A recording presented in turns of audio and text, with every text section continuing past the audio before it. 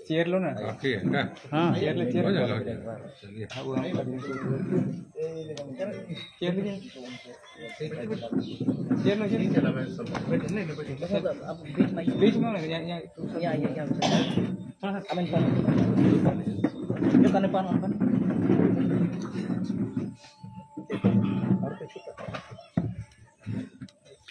हाँ बसंत जी, आज का प्रेस कॉन्फ्रेंस। आज का जो प्रेस कॉन्फ्रेंस है वो झारखंड लोकतांत्रिक क्रांतिकारी मोर्चा द्वारा यहाँ बुलाया गया है, और जो हमारे जो केंद्रीय नेतृत्व है उनके द्वारा यहाँ सिंहभूम लोकसभा में प्रत्याशी के रूप में दामोदर सिंह हांसदा जी को इनका आधिकारिक अधिसूचना जारी करके इनको लोकसभा प्रत्याशी के रूप में घोषणा किया गया है। तो इसी को लेकर अब हम इसे सार्वजनिक करना चाहते हैं, लोकतंत्र की जो चौथी स्तंभ है मीडिया के माध्यम से, और तमाम जो केंद्र से भी आए जो केंद्रीय नेतृत्व है उनका मैं धन्यवाद करते हुए अंततः जो आधिकारिक घोषणा हुई है, प्रत्याशी से निवेदन करूंगा कि वो अपना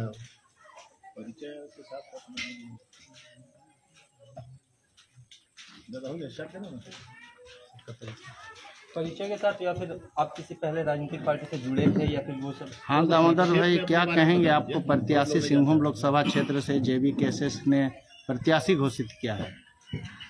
सबसे पहले तो जेपी केसेस के केंद्रीय अध्यक्ष टाइगर जयराम महतो, प्रधान महासचिव फरजान खान और केंद्रीय महासचिव सृजन हाईपुरू और ब्लैक टीम के जितने सदस्य यहाँ से हम लोग का बसंत जी, वासिल जी और तमाम नवीन जी, आइए हम कोल्हान प्रमंडल के महामंत्री, इन सब का भरोसा विश्वास मेरे ऊपर जताने के लिए इन सबको आभार प्रकट करते हुए इन लोग को धन्यवाद। और इन्हीं लोग के माध्यम से आज आप लोग के सामने हैं, और आज आप लोग को भी बहुत बहुत धन्यवाद कि आज आप लोग के माध्यम से हम जनताओं तक अपना आवाज़ को पहुंचाना चाहते हैं। आज जिस तरह से झारखंडी भाषा खतियान संघर्ष समिति ने पूरे झारखंड में भाषा और खतियान को लेकर के जिस तरह का आंदोलन किया, तो इसने न सिर्फ छात्रों को बल्कि बुद्धिजीवियों को अपने साथ उनका कार्यशैली से जोड़ा है। इसी से प्रभावित होकर मैं इस झारखंडी भाषा खतियान संघर्ष समिति में जुड़ा। इससे पहले जैसे आप लोग बोल रहे थे कोई राजनीतिक पार्टी से जुड़े हो, नहीं, मैंने 20 साल तक सिर्फ समाज के लिए संघर्ष किया। आज उसी का नतीजा बहुत कम लोगों को पता है, क्योंकि मीडिया में ये नहीं आया था कि 2008 में हम लोग क्षेत्रीय एवं जनजातीय भाषा को द्वितीय राजभाषा और हो भाषा को 8वीं अनुसूची में शामिल कराने के लिए हम लोगों ने रेल चक्का जाम किया था। उसका नेतृत्व मैं बड़ा बम्बू में किया था, जहां 6 घंटा जाम हुआ था, और इधर हमारे जो साथी लोग मालूका में 12 घंटा जाम किया था। वहीं से हम लोगों ने जितने जो राजनीतिक पार्टियों को अपने तरफ उनका ध्यान आकर्षित किया, और तमाम विधायकों के साथ मिल करके, जिसमें नाम लेने से भी चलेगा हम लोग का, उसमें देवेंद्रनाथ चंपिया जी का बहुत बड़ा योगदान रहा है एक ड्राफ्ट बनाने में, और जो जनजातीय एवं क्षेत्रीय भाषा जो 9 भाषा शामिल हुआ द्वितीय राजभाषा में, ये हम लोग का सबसे पहला आंदोलन का सबसे बड़ा सफलता रहा है। उसके बाद द्वितीय राजभाषा जब हुआ, हम लोग आंदोलन कर रहे थे हो भाषा को 8वीं अनुसूची में शामिल कराने के लिए, फिर 2012, फिर 2018, फिर आपका 2023, ये हम लोग का आंदोलन चलता रहा भाषा का। इससे पहले 2016 जहां सीएनटी एक्ट, एसपीटी एक्ट संशोधन को लेकर के बहुत बड़ा आंदोलन हुआ, जिसका अगुवाई हम लोगों ने किया। इसी का नतीजा खरसुआ में 1 जनवरी 2017 को जो मुख्यमंत्री के ऊपर जूता चप्पल कांड हुआ, उसका मुख्य अभियुक्त मेरे को बनाया गया, और ये 7 साल तक वो केस लड़ने के बाद ये 26 दिसंबर 2023 को वो केस भी खत्म हुआ है। इस तरह से मैं बहुत पहले से ही भाषा और ये खतियान से का आंदोलन से जुड़ा रहा। ये संजोग से ये झारखंडी भाषा खतियान संघर्ष समिति आया और इन लोगों का जो एक दल, मैं सिर्फ सिंहभूम, उड़ीसा, बंगाल तक में मैं सीमित था, लेकिन इन लोगों का आंदोलन जो है पूरा झारखंड में पूरा छा गया। और जब ये आज राजनीतिक रूप में ये पार्टी झारखंड क्रांतिकारी, झारखंड लोकतांत्रिक क्रांतिकारी मोर्चा बना, तो यहाँ से मेरे को प्रत्याशी बनाया गया। इसलिए इंशाअल्लाह किन मुद्दों को लेकर इस लोकसभा चुनाव में आप जनता के बीच जाएंगे?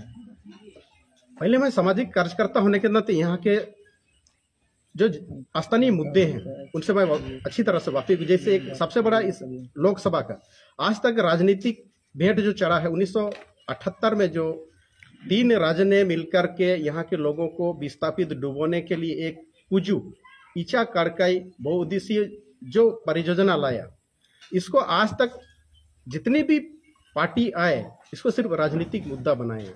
अगर उन लोग सही में अगर उन लोग चाहता कि ये रुक जाए या रद्द हो जाए तो इसको हाई कोर्ट या तो सुप्रीम कोर्ट के माध्यम से इसको रद्द कराया जा सकता था। इसको रद्द नहीं कराया गया। यदि अगर हम लोग यहाँ संसद जीतते हैं तो सबसे पहले इन मुद्दों पे काम करना है।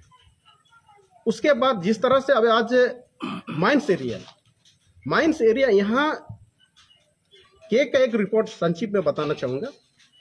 1994 से लेकर के 2006 तक का रिपोर्ट बताता है कि यहाँ से 14,500 करोड़ का आयरन और घोटाला हो गया, यानी कि उतना का लूट हो गया। तो ये सारे चीज अगर 2006 तक का लूट हो तो अभी शायद कितना लूट हो रहा है। ये लूट किसके माध्यम से हो रहा है?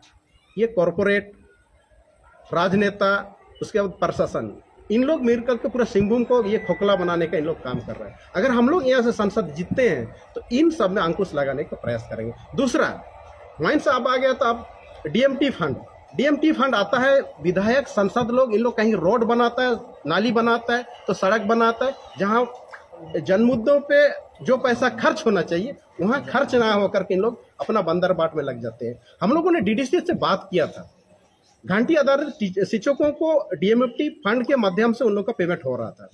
इसीलिए हम लोग सोचा कि चलो भाई डीडीसी से हम लोग भेंट करते हैं, कुछ टीचरों का अभी तक पेमेंट क्यों नहीं हुआ। तब वहाँ पे डीडीसी साहब के माध्यम से बहुत सारा चीजें पता चला कि यह कई हजार करोड़ डीएमएफटी फंड में है। जिस डीएमएफटी फंड को शिक्षा, स्वास्थ्य एवं रोजगार के क्षेत्र में खर्च किया जाना चाहिए वो वहाँ खर्च ना हो करके अभी रोड, नाली, पुलिया में वो पैसे को खर्च किया जा रहा है। यहाँ वर्तमान में इंडिया गठबंधन और भाजपा दो मजबूत प्रत्याशी है, आप अपना प्रतिद्वंदी किसको मानते हैं? यहाँ प्रतिद्वंदी हम किसी को नहीं मानते। यहाँ पर हमारा जो उद्देश्य है, अस्तित्व की लड़ाई हम लड़ रहे हैं। किसी को हराना नहीं, खुद हम लोग जीतने के लिए, अस्तित्व को बचाने के लिए। जिस सब कुजू डैम जिस तरह से सरकारी आंकड़ा बताता है कि 127 गांव डूबेगा, जबकि हकीकत में वो नहीं है, हकीकत 200 पार है। अगर कुजू डैम बन जाता है तो यहाँ से अगर 200 गांव का आदिवासी जिनका अपना आदिंग है, सासनदिरी है, जायरा है, अगर ये चीज अगर वहां से हट जाएगा, खत्म हो जाएगा, तो इन लोग क्या दोबारा कहीं पर अपना जायरा स्थापित कर सकता है? क्या दोबारा वो गांव, उदाहरण अगर ऊंचा गांव कहीं लेंगे, क्या ईचा गांव अगर विस्थापित होगा तो हुबहू वैसे ही गांव कहीं पे बसेगा? अगर वहां नहीं बसेगा तो उन लोग सासनदिरी कहाँ लेके जाएगा, अपना जायरा कहाँ लेके जाएगा? आदिंग तो ठीक है, हम जहाँ घर बनाते वहां बना लेंगे। तो सारा जो हमारा सिस्टम जो है वो सारा तासनास, हमारा संस्कृति जो है ये पूरा के पूरा विलुप्त हो जाएगा। यहाँ पे और एक चीज, सिंहभूम का सबसे बड़ा चीज जो अभी तक राजनीतिक मुद्दा नहीं बन पाया, पलायन, ह्यूमन ट्रैफिकिंग, मानव तस्करी। आज अगर हम कहीं भी जाते हैं तो सबसे ज्यादा पूरा झारखंड में इसको मजदूर हब कहा जाता है। तो अगर दिल्ली, कलकत्ता, मुंबई, चेन्नई, कहीं भी आज अगर सबसे ज्यादा अगर मजदूर है, बिहार के बाद झारखंड के लोग हैं। तो बिहार यदि धीरे धीरे करके सुधर रहा है, जहां पे सिर्फ बालू ही बालू है, तो यहाँ तो खनिज ही खनिज है। क्या यहाँ रोजगार के लिए साधन उपलब्ध नहीं कराया जा सकता है? इन सारे मुद्दों पे आज तक ना बीजेपी ना ही जेएमएम ने इन मुद्दों को उठाया। ये भाषा को लेकर लगातार आप लोग पद यात्रा किए थे, उसके बाद एक दिल्ली में आप लोग की कार्यक्रम आयोजित थी जिसमें आपका राष्ट्रपति से मिलने का था, पीएम से मिलने का था, गृह मंत्री से मिलने का था। तो कहीं ना कोई आपको माध्यम होगा, शायद उसमें जैसे सुने थे कि माननीय हमारे मंत्री अर्जुन मुंडा जी के माध्यम से आप लोग मिलने का कार्यक्रम किया था। क्या भाषा को लेकर कुछ बातचीत हुआ था आप लोग का उस दौरान? ये बहुत अच्छा सवाल है जी। उस पदयात्रा को आपने भी कवरेज किया था जी। तो वो 15 दिवसीय पैदल यात्रा था जिसमें हम लोग 300 किलोमीटर का टारगेट किए थे, लेकिन 300 किलोमीटर 500 किलोमीटर तक हो गया क्योंकि पब्लिक का डिमांड वैसे ही रहा कि जहाँ रूट साट से हट करके हम लोगों ने रूट अपनाया। उस 15 दिवसीय जो हम लोग पदयात्रा हो भाषा को 8वीं अनुसूची में शामिल कराने के लिए किए थे, उसमें एक मजेदार बात यह कि यहाँ जो वर्तमान विधायक लोग हैं उन लोगों ने ना पैसा से ना मौखिक रूप से कोई समर्थन नहीं दिया, कोई मनोबल नहीं बढ़ाया। दूसरा, यहाँ के जो वर्तमान सांसद गीता कोड़ा जी, वो भी एक दिन भी नहीं आई, ना ही अपना प्रतिनिधि वो भेजी, ना ही वो आर्थिक रूप से कुछ मदद की। ये बहुत दुर्भाग्य बात है। दूसरा, जब हम लोग दिल्ली गए, एक सांसद होने के नाते, सिंहभूम का सांसद होने के नाते भाषा आंदोलन के लिए वहां जब एक दिवसीय धरना प्रदर्शन रखा गया, उसका एक काम था कि या तो गृह राज्य मंत्री से, या तो गृह मंत्री से, या तो प्रधानमंत्री से हम लोग को भेंट कराने का था।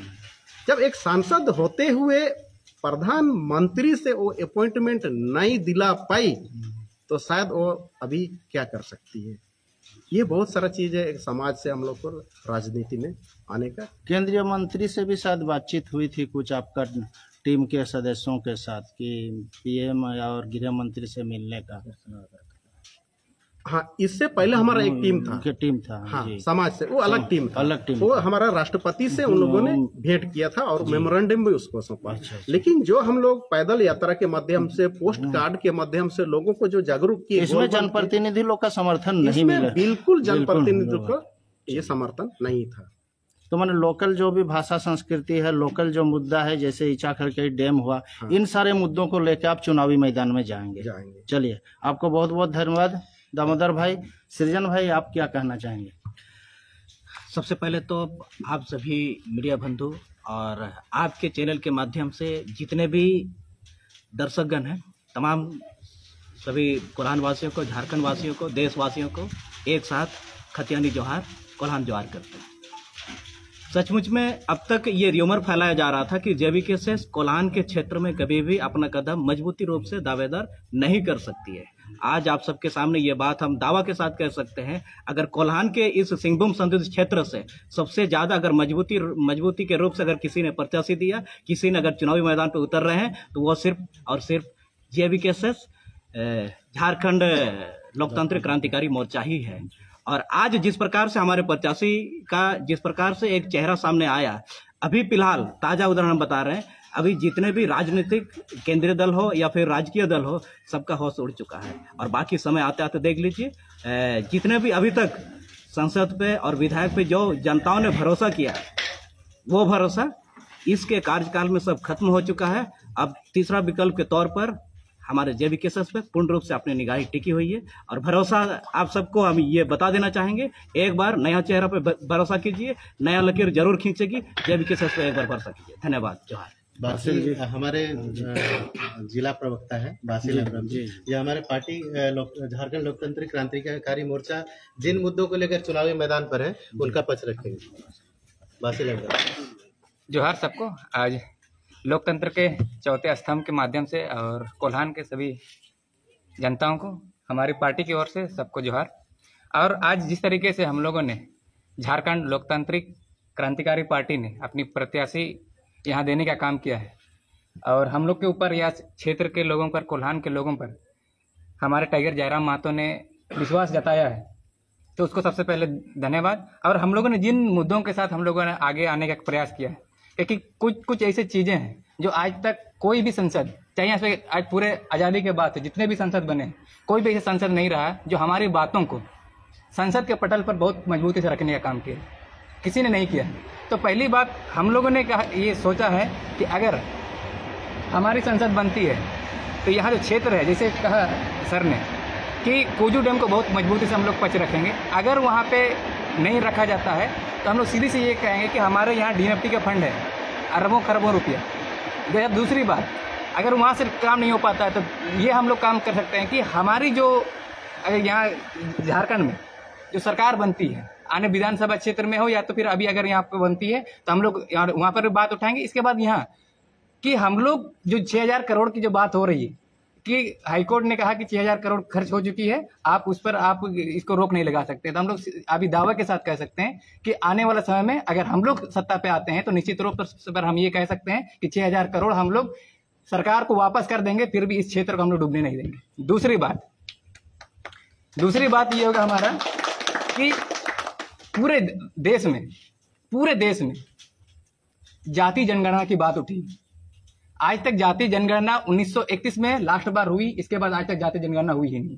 तो हम लोगों ने ये बात रखा है कि जब हमारी पार्टी के संसद बनती है तो लोकसभा के पटल पर ये मजबूती से बात रखेगी कि जाति जनगणना होगी और जिसकी जितनी संख्या भारी उसकी इतनी हिस्सेदारी होगी सभी क्षेत्र में, नौकरी में है, रोजगार में हो और संसाधन की बंटवारा हो, सभी में हम लोगों ने जनसंख्या के आधार पर हम लोग उसका बंटवारा का हम लोग सुनिश्चित करेंगे। तीसरी बात, यहाँ पे हमारे क्षेत्र जो है आयरन ओर की बहुत बड़ी मात्रा में हमारा उपलब्ध है, लेकिन यहाँ पे जो लूट जो मची हुई, उस लूट को आज तक किसी ने इसको रोकने का प्रयास नहीं किया और इसको हम लोग ने एक माध्यम अपनाने का कोशिश किया है कि जहां पे दो तरह की पूंजी यहाँ लगती है, कोई भी क्षेत्र में कंपनी लगती है तो दो तरह की पूंजी लगती है। उसमें एक है जमीन, एक है पैसा। जो धन है वो धन कोई पूंजीपति लगाता है और हम लगाते हैं जमीन, वो परमानेंट होती है। तो जो धन लगाता है, पैसा लगाता है, उसको हजारों साल तक उसको बेनिफिट मिलता जाता है। और हमारा जो जमीन दिया हुआ आदमी है, आप उदाहरण देख लीजिए टाटा कंपनी, वहां हमारे लोगों ने, संथालों ने, वहां कुर्मियों ने अपनी जमीन दी है। आज तक वे लोग अगर वहां देखिएगा तो वहां चना बेचने लायक भी हमारे लोग नहीं बचे। तो हम लोग ये हम लोग निकाले हुए हैं कि ये समाधान हम लोग निकाल रहे हैं कि जहां पे अभी खनिज संपदा का जो कंपनी बनी हुई है, वहां हम माइनिंग चल रही है, वहां पे हम लोगों ने जो भी जमीन देंगे उस जमीनदाताओं को हम लोग 2% का शेयर होल्डर बनाने का कोशिश करेंगे। ये बात हम लोग पूरी मजबूती से संसद के पटल पर रखेंगे। ये हमारे इससे क्या होगा कि हमारे जो लोग हैं वहां से विस्थापित होंगे, पीढ़ी दर पीढ़ी उसको ये लाभ मिलेगा, जिससे उसको अपनी जो अस्तित्व कहीं पे कायम करने के लिए एक मौका मिलेगा और आर्थिक रूप से ये लोग मजबूत होंगे। तीसरी बात, अगला जो हमारा पॉइंट है कि यूसीसी पर हम लोग यहाँ काफी बातें हो रही है और इसका हमें पूरी कड़ा हम लोग विरोध करते हैं, कोल्हान पूरी तरह से विरोध करते हैं। ये मानकी मुंडा व्यवस्था हमारा क्षेत्र में लागू है और इस मानकी मुंडा व्यवस्था को पुर से पुनर्जीवित करने के लिए हमारी टीम काम करेगी। और हमारी जो संसद अगर बनती है तो ये जो आज तक जो यहाँ पे जो व्यवस्था पूरी तरह से मजबूती से रखना चाहिए, जो आज कहीं ना कहीं राजनीतिक के पार्टी लोगों ने इसको कमजोर करने का काम किया, इसको हम लोग पुनर्जीवित करेंगे, ये हम लोग दावे के साथ कहते हैं। इन सारे चीजों को लेकर हम लोग जनता के पास जा रहे हैं और निश्चित तौर पर आने वाला समय में हमारे इस क्षेत्र से हमारी संसद बनेगी और पूरी प्रबल दावेदार हमारा प्रत्याशी की होगी और निश्चित रूप से हम लोग जीत की ओर आगे अग्रसर होंगे। ये बासित जी आप हुए, बसंत जी हुए, लगातार हम लोग देखते थे बहुत ही उग्र रूप से या बहुत विशाल रूप से आप लोग छात्र आंदोलन को बहुत तेजी से किए थे जी, और इसमें आप लोगों को समर्थन भी बहुत मिला था, चाहे पुतला दहन का कार्यक्रम हो, मशाल जुलूस की बात हो। इन सारे मुद्दों को लेके क्या कहना चाहेंगे चुनाव में विशेष करके? देखिए, चुनाव में वहाँ हम लोगों ने जो जिस तरह का से यहाँ नौकरी की जो बात आई थी 60-40 की, ये हमारे सबसे पहले जो आंदोलन चली थी भाषा को लेकर के। भाषा हमारे कोई भी स्टेट भाषा के आधार पर आज तक स्थापित हुई है, अलग हुई है। तो हमारे क्षेत्र में भी हमारी ये सोच रही है कि अगर इस बात को हम लोग आज तक किसी ने नहीं रखा तो हम लोग आगे ये रखने का प्रयास करेंगे कि यहाँ झारखंड में भी आज तक प्रथम राज्य भाषा के रूप में कोई भी भाषा स्थापित नहीं हो पाई है, आज हिंदी चल रही है। तो हम लोग ये प्रयास करेंगे कि चाहे संथाल हो, चाहे हो, चाहे मुंडा हो, कोई भी एक भाषा यहाँ प्रथम राज्य भाषा के रूप में स्थापित हो। हम लोग इससे क्या होगा, इससे ये होगा, इससे यहाँ के लोगों को ये लाभ होगा कि इस क्षेत्र में एक भाषा के आधार पर एक पहचान मिलेगा। यहाँ एक ट्राइबल स्टेट के रूप में एक पहचान मिलेगा, जैसे उड़ीसा हो, कोई बंगाल हो, कोई भी एक क्षेत्र एक सिंबॉलिक मिल जाता है कि ये इस भाषा के लोग वहाँ रहते हैं और ये इस भाषा के लोग हैं। तो हम लोग ये प्रयास करेंगे कि इस क्षेत्र में भी हमारा कोई एक प्रथम राज्य भाषा के रूप में स्थापित हो ये राज्य। दूसरा, जो आपने कहा कि यहाँ जो आंदोलन हम लोगों ने काफी किया, उस समय भी हम लोगों ने बात रखा था अगर ये हमारे समाधान हो जाती है तो आने वाला समय में हम लोग पढ़ने लिखने वाले छात्र हैं, पढ़ते लिखते हैं, आज भी हम लोग पढ़ रहे हैं। सब यहाँ जितने भी हमारे नौजवान हैं कहीं ना कहीं एक अच्छा पढ़ लिख करके ये आज हम लोग को ये मजबूरन इस क्षेत्र में राजनीतिक में आने के लिए हम लोग मजबूर हुए हैं। तो हम लोग ये प्रयास कर रहे हैं कि जिस तरह से आज अभी हाल ही में कल जो जेपीएससी की एग्जाम हुई वो भी पेपर लीक हुई, उसे सीजीएल का जो एग्जाम हुआ था वो भी पेपर लीक हुई। तो इस तरह की जो नाकामियां हैं, कहीं ना कहीं हमारे सरकार की नाकामियां ये निश्चित रूप से झलकती है। तो ये है, और हम लोग ये प्रयास कर रहे हैं कि 60-40 के स्थान पर कम से कम हम लोग जो नीति तैयार करेंगे, पहले स्थानीयता तय होगा, इसके बाद नियोजन होगा। कौन स्थानीय होगा ये हम लोग तय करेंगे। ये हम लोग, हमारे केंद्रीय अध्यक्ष ने ये स्पष्ट कर दिया है कि कहीं पे अगर हम लोग यहाँ नीति स्थानीय नीति तय करेंगे तो अंतिम सर्वे सेटलमेंट 1932 कट ऑफ मानेंगे। अगर उससे पहले है या तो बाद में भी है, अगर मान लो किसी का सर्वे सेटलमेंट 1956 में हुआ, मान लो किसी का अगर मैं 64 में हुआ, तो उन लोग जो नहीं हुआ है उसको बाद में हुआ है तो वहां तक हम लोग कट ऑफ लगाने का प्रयास करेंगे। जैसे यहाँ कोल्हान में 1913 से 18 तक हुआ है, तो उसको आप कट ऑफ मान सकते हैं कि खुटकट्टी रैयत हम लोग हैं। खुटकट्टी हम लोग यहाँ जो लोग हैं उन लोगों को प्राथमिकता के आधार पर स्थानीय तय करेंगे, इसके बाद नियोजन नीति को हम लोग तय करने का प्रयास करेंगे। बसंत जी, आप कुछ कहना चाहते हैं? स्पष्ट है, केंद्रीय नेतृत्व ने जिस भरोसे के साथ और हमारा जो आंदोलन चल रहा है, जब नतीजे तक नहीं पहुंचा तो हमें अंततः राजनीतिक रुख अपनाना पड़ा है। और हम मजबूती से सिंहभूम लोकसभा सीट से प्रत्याशी दे रहे हैं और मजबूत दावेदारी पेश करेंगे। लोगों की जनता का भरोसा है, भरोसा हमारे साथ बना हुआ है। और उनकी मांग थी कि जेबी केसेस, क्योंकि हम जिस ग्रामीण क्षेत्र के सुदूरवर्ती नक्सल प्रभावित क्षेत्र हो, सुदूरवर्ती ग्रामीण क्षेत्र हो, शहर हो, हर जगह कहीं भी जाते थे तो इसकी चर्चा होती थी कि हम प्रत्याशी कब दे रहे हैं, टाइगर जयराम महतो कब अपना प्रत्याशी इस क्षेत्र में देगा। तो ये काफ़ी खुशी की बात है आपके लिए भी, और हम इसलिए लोकतंत्र की चौथी स्तंभ के माध्यम से हम सार्वजनिक कर रहे हैं कि हमारी जो अभी पार्टी है, राजनीतिक पार्टी, जो पहले जेबीकेएसएस के झारखंड भाषा खतियान संघर्ष समिति के रूप में पूर्व में जानी जाती थी, इसका रजिस्ट्रेशन हुआ है झारखंड लोकतांत्रिक क्रांतिकारी मोर्चा के नाम से। और इससे हम मजबूती से सिंहभूम लोकसभा सीट से अपना प्रत्याशी दे रहे हैं और निश्चित रूप से हमारी जीत तय है। मजबूती से अपना दावेदारी पेश करेंगे और जनता का समर्थन चाहिए। आप जिस भरोसे के साथ एक परिवर्तन, क्योंकि सत्ता और व्यवस्था परिवर्तन अलग विषय है, नियत में परिवर्तन, जिस मकसद से हम यहाँ पर आए हैं कि यहाँ सुव्यवस्था कायम हो, एक अच्छी व्यवस्था, एक अच्छी नियत के साथ, ताकि जिस व्यवस्था परिवर्तन की बात हम करते हैं, सत्ता परिवर्तन, पिछले 24 साल से कई सरकारें आई, कई गई, लेकिन नियत में परिवर्तन नहीं हुआ। और हम एक अब युवाओं ने ठाना, क्योंकि ये सड़क पर, ये पहले लोकतांत्रिक व्यवस्था में संवैधानिक दायरे में रहकर आंदोलन किए, सड़कों पर आए। जब नतीजा नहीं निकला, नीतियों में कोई संशोधन नहीं हुआ सकारात्मक, तो अंततः इन पर ऐसे झूठे इल्जाम लगाकर इनके भविष्य को बर्बाद करने की साजिश रची गई।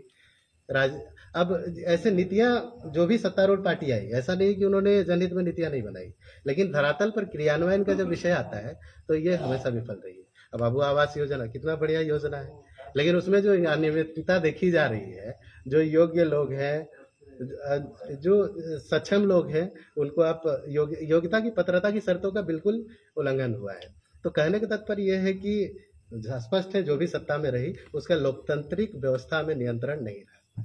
और जब अगर हमारा संसद इस क्षेत्र से बनकर आता है तो हम लोकतांत्रिक दायरे में रहकर जो भी हमारा यहाँ की जो व्यवस्था है उसको दुरुस्त करने का काम करेंगे। खासकर जो प्रशासनिक तंत्र है उसमें सुधार लाने का भरसक प्रयास है। हमारे केंद्र के हमारे कुछ